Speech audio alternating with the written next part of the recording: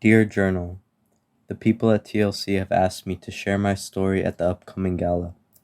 I don't know what to say, but I want it to be good and I want it to be honest. It's a weird feeling to share with strangers some of the choices I made these last few years, but I guess it's also my opportunity to speak my truth. So here it goes. Before the summer of 2020, my life was pretty normal. I did well in school. I had hopes of a better future and spent much of my time just playing video games. The adults in my life were proud of me because I had good grades. But as an introverted Greek, my relationships with kids my own age were sort of half-hearted. Don't get me wrong, I had friends, but we just didn't hang outside of school. Instead, every day after school, I would get home as fast as I could, knock out my homework, and stare at a computer screen for the rest of the evening. It was a controlled environment I made for myself. I guess I felt safe.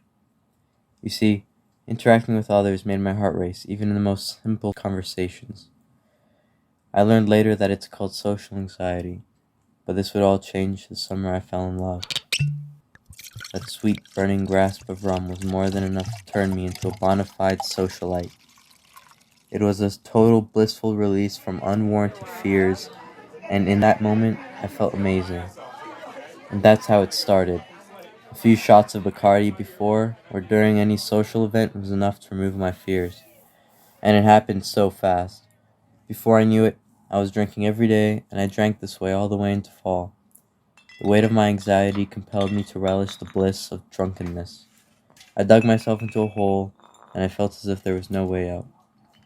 Now, it doesn't take a genius to tell you that alcohol and school don't mix.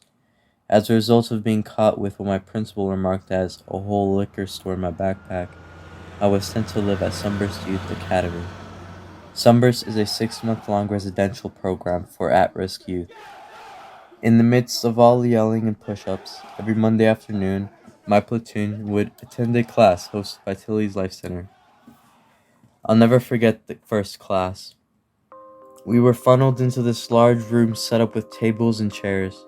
My head hung low, weighed down by the sorrow of regret and hopelessness. I sat down in my seat and peered over the class at the man and woman hosting the class. There they stood, smiling, as they greeted us with such a liveliness that I was almost alien to. I couldn't help but think to myself, how could someone be so happy in a miserable place like this? I distinctly remember the stark contrast between my cold, unforgiving resentment I held against the world around me and the warm, welcoming presence of our TLC teachers. One teacher in particular, Gianni, approached me with such sympathy and understanding that I suddenly found myself at ease. He helped me see how easily I lie to myself and introduced me to putting my thoughts and feelings onto paper. Journaling helped me release the tension of the past and welcome the warm embrace of hope for the future. Truth be told, I never attended a TLC class voluntarily. Despite being initially apprehensive about the whole ordeal, this class became my most sought-after moment of the week. It was a break from the hardships of military school, but an opportunity to truly find myself. Without TLC, I would not have learned that I was on a path of sabotage, fear, and carelessness. This program is the best thing that's ever happened to me. I'm grateful to stand here tonight and share that I am full of possibility and equipped with the tools to now be taking back my life, doing something positive with it.